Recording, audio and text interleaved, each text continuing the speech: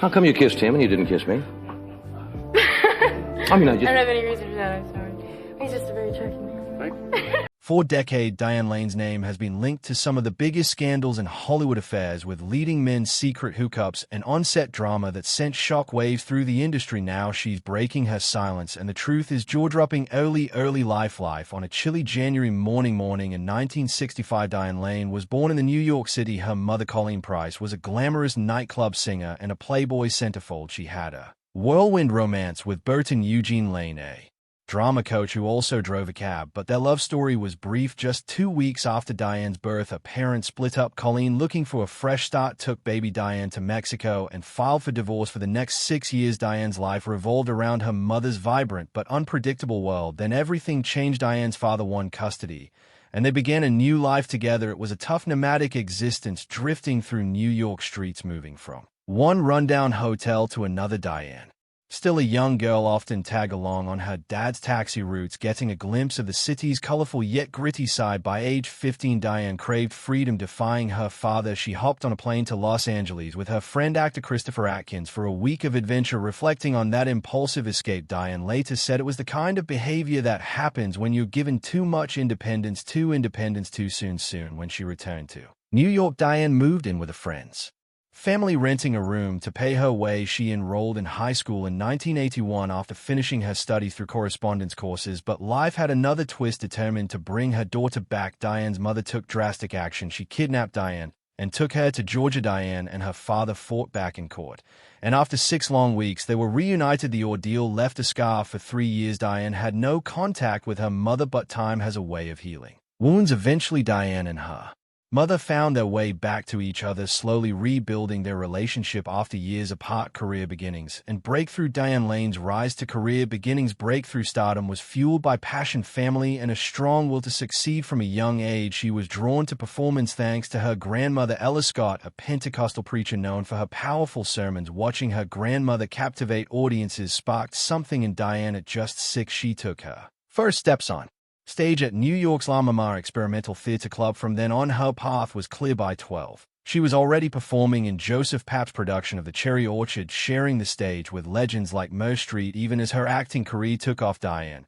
was committed to her education. She joined an accelerated program at Hunter College High School, juggling school and acting, but everything changed at 13. Faced with a huge decision, she had to choose between a Broadway role or a shot at film. She chose film, starring alongside Laurence Olivier in A Little Romance. It was a gamble, but it paid off. Olivier even called her the new Grace Kelly. Suddenly, Hollywood was buzzing the new Grace Kelly about her potential. When she appeared on the cover of Time magazine, it was clear she was set to be a star. The early 1980s were key. Diane shone in Touched by Love, playing a troubled teen, and showed her range in Cattle Annie and Little Britches alongside Amanda Plummer. She even explored comedy in Six Pack with Kenny Rogers, but it was her bold role in Ladies and Gentlemen, The Fabulous Stains, that left a mark. Playing a punk rock band leader, she proved she was fearless. Yet her roles in The Outsiders and Rumblefish, both directed by Francis Ford Coppola, truly solidified her place in Hollywood. Surrounded by future stars like Tom Cruise and Rob Lowe, Diane stood out. She wasn't just another actress. She was on her way to becoming one of the industry's brightest talents. Despite her rising fame, Diane Lane's career hit a bump. Streets of Fire and The Cotton Club didn't do well, pushing her to step back from acting. She returned to Georgia to reconnect with her mother. It was a time for healing. As she later said, "We had to Lonesome Dove repair our relationship because I wanted my mother back." Diane's comeback began with roles in The Big Town and Lady Beware, but it was the 1989 miniseries Lonesome Dove that truly reignited her career. Her performance earned her an Emmy nomination. She narrowly missed out on the lead in Pretty Woman, but that didn't slow her down. She kept winning praise, playing Pet Goddard in Chaplin, and impressing in films like My New Gun. By the late 1990s, Diane was back in full force. In 1999, her role in A Walk on the Moon was praised as meltingly effective. She played a woman torn between love and duty, sharing the screen with Viggo Mortensen and Liev Schreiber. Her performance captivated audiences and earned her a nomination for Best Female Lead at the Independent Spirit Awards. Diane was no longer just making a Spirit Awards comeback. She was reclaiming her place in Hollywood. Unfaithful and further acclaimed. Diane Lane's career in the early 2000s was a mix of versatility, depth, and passion. She kept pushing her boundaries, winning over audiences time and again. In 2000, she began to truly show her range in The Perfect Storm. She played the emotional anchor to Mark Wahlberg's character, bringing warmth and strength in My Dog Skip. She switched gears, playing a loving, talkative mother. Both roles were different, yet she made each feel real and relatable. By the next year, Diane was on Unfaithful, a role she took on complex characters in The Glass House, a psychological thriller, and Hardball, a heartwarming baseball film. But 2002 was a turning point. Her role in Unfaithful changed everything, playing a suburban housewife caught in a passionate affair. Diane's raw, intense performance earned her an Academy Award nomination. Critics, including Owen Giba from Entertainment Weekly, called her performance a revelation. After Unfaithful, Diane kept impressing in Under the Tuscan Sun. She played a woman rebuilding her life, earning yet another Golden Globe nomination. Over the years, she moved smoothly between genres, taking roles in films like Must Love Dogs, Hollywoodland, and reuniting with Richard Gere for Knights and Rodin. Despite her success, she craved more challenging roles and even thought about stepping away from acting. But after a 2-year break, she found fresh inspiration in Secretariat.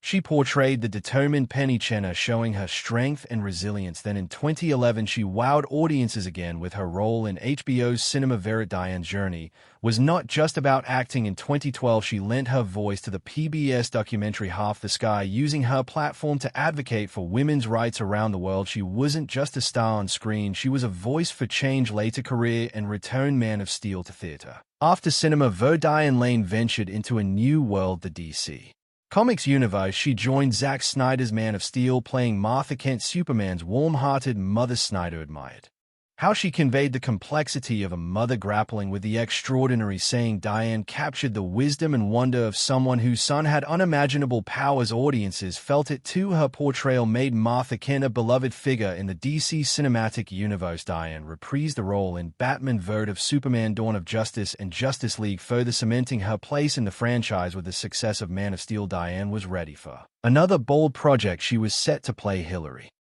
Clinton in an NBC miniseries titled Hillary, but the show sparked controversy and was canceled before it even aired. Still, Diane didn't dwell on it. She moved on, starring in the thriller Every Secret Thing in 2015 and lent her voice to Pixar's hit Inside Out. Later that year, she joined Bryan Cranston and Helen Mirren in Trumbo, earning a Screen Actor Guild nomination for Best Ensemble Cast. In 2017, Diane showcased her versatility. She returned as Martha Kent in Justice League, but also starred in Paris Can Wait, and Mark felt the man who brought down the White House. Her talent shown on TV too, with memorable roles in The Romanovs and House of Cards on Netflix. The momentum continued. In 2020, she captivated audiences alongside Kevin Kner and Let Him Go, a hit during the pandemic. 3 years later, she reunited with Meryl Streep in Extrapolations. By the next year, her stellar performance in Feud Capet vs. The Swans earned her a Primetime Emmy nomination. Diane continued to expand her horizons, voicing a role in Inside Out 2. She proved once again she's a resilient and multifaceted talent, always finding new ways to shine. Rumors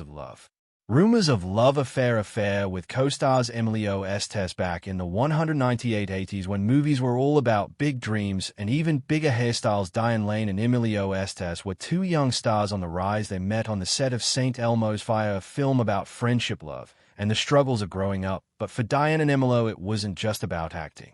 Sparks flew off screen, and soon they were caught up in a whirlwind romance. It seemed like the perfect Hollywood love story, but like many tinsel-toon romances, it didn't last. They eventually went their separate ways, yet unlike many breakups, theirs was amicable. They stayed friends, proving that some connections can stand the test of time even after the romance.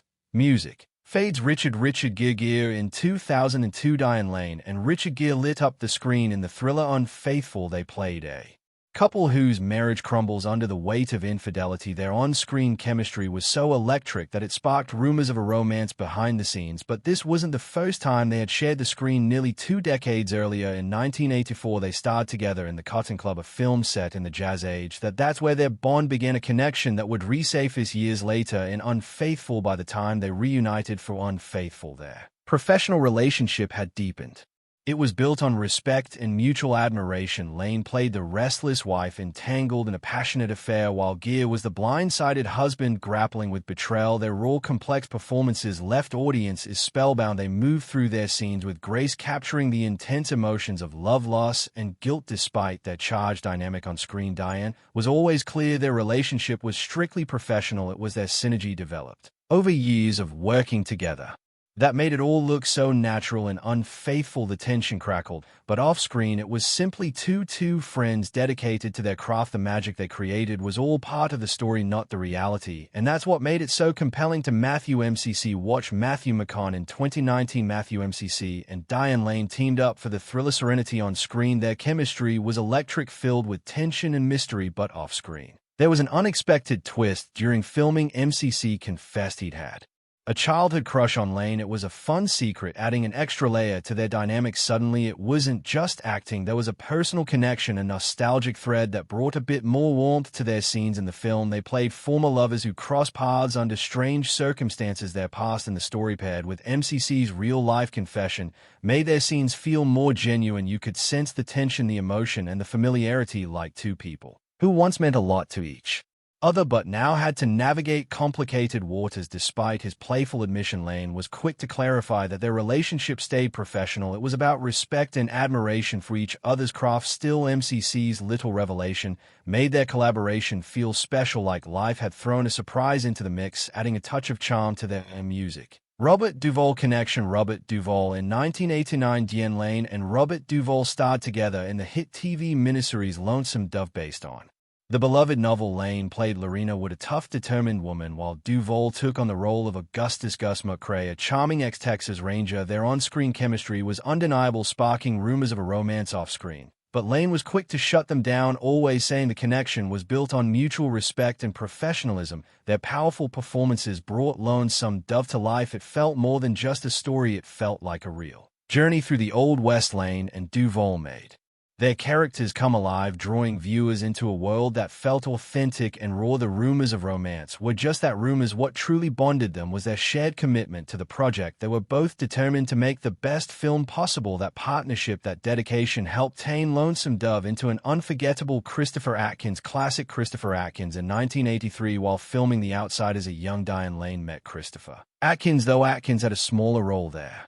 Time together on set sparked a strong friendship that quickly grew into a romantic relationship. Lane has fondly looked back on those days, remembering the young love they shared in the movie. She played Cherry Valance, a girl who forms an unexpected bond with Ponyboy Curtis. Atkins wasn't one of the main characters, but behind the scenes his connection with Lane was real and heartfelt. It was a reminder that for young actors, real-life relationships can sometimes shine brighter than the roles they play. Their romance didn't last, but Lane still recalls it with affection. To her, it was a sweet, simple chapter at the start of her Hollywood journey, a memory she treasures from her early music. Matt Dillon career. Matt Dillon. Let's go back to The Outsiders again, a film that introduced one of the ATS most iconic on-screen pairings. Diane Lane and Matt Dillon played the tough, rebellious Dallas Winston, while Lane was Cherry Valance, the sharp, principled girl caught between worlds. Their chemistry was electric, adding an extra layer to the film's story of class conflict and troubled youth. But their connection didn't end when the cameras stopped rolling. Behind the scenes, their professional bond blossomed into a brief romance. For Lane, just starting her career, this relationship brought new challenges. The swell of rumors and public attention was overwhelming, especially at such a young age, yet she's been open about it, sharing how despite the pressures they ended things on good terms. Their off-screen connection was more than just a Hollywood fling. It was a part of Lane's life during a pivotal time. It added a layer of realness to her experience in The Outsiders and in her journey through fine name and young adulthood. This brief chapter with Dillon is a lesser-known but fascinating piece of both The Outsider legacy and Lane's own music. Danny Cannon's story. Danny Cannon. Let's clear up a lesser-known rumor from Diane Lane's time on the set of Judge Dredd in the 1995 sci-fi action film. She played the tough and determined Judge Hershey, matching Sylvester Stallone's iconic Judge Dredd. In every scene on screen, their chemistry was intense, with their characters bouncing off each other in moments of tension and grit. But behind the scenes, the story was different. It wasn't Stallone who caught Lane's attention. It was the film's director, Danny Cannon. Lane and Cannon shared a brief romance during the production, a connection that stayed mostly under the radar. Although their relationship was short-lived, they stayed on good terms, even making appearances together at a few public events. This small but intriguing chapter adds a layer to Lane's journey, showing how her personal and professional worlds sometimes intertwined in unexpected ways. It's a reminder that the stories behind the camera can be just as fascinating as those we see on screen. Shaping her career and life in the mid-90s, Nicolas Cage, Diane Lane, and Nicolas Cage first met in 1984 on the set of Rumble Fish. Cage, still early in his career, had the advantage of working with his uncle, the legendary director Francis Ford Coppola, was on the rise herself, and during filming she and Cage formed a friendship that would quietly grow stronger over the years. Fast forward to 2000, and they were reunited on the set of The Family Man. This time their connection deepened, evolving into a brief romance. Despite their off-screen relationship, both remained professional, ensuring it never affected their dynamic on set. Lane has been open about their relationship, noting that it never got in the way of their work or their long-standing friendship. Now at 15.9, Diane Lane looks back on her journey with candor and grace. She has never shied away from the rumors that have followed her over the years. With 2 marriages and a daughter, her life has been as captivating off-screen as it has been in front of the camera. But through all the whispers and speculation, one thing has remained constant: her career. It's a testament to her enduring talent and appeal. We whether new rumors will surface about her love life in the future is anyone's guess, but one thing is certain: Diane Lane's grace, beauty, and brilliance will keep captivating us just as they always have.